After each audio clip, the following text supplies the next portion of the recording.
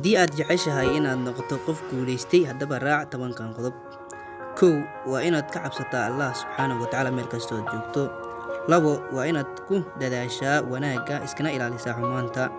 3 shanta salaadood ku tuko jamaacada masaajidka. 4 waqtigaaga qaaliga ah ka faa'iidayso. 5 noqo qof aaminsan inuu kaligiis wax qabsan karo. 6 ka fogow balwadda iyo wixii la mid ah. 7 noqo qof akhlaaq iyo dabeecad wanaagsan leh, dadkana kula macaamila dabeecadda wanaagsan. 8 noqo qof naxariis leh. 9 Allahaaga ku xirnow, cibaadadana ku dadaal. 10 haddii aad wax ka faa'iiday channelkan, fadlan subscribe, like iyo share.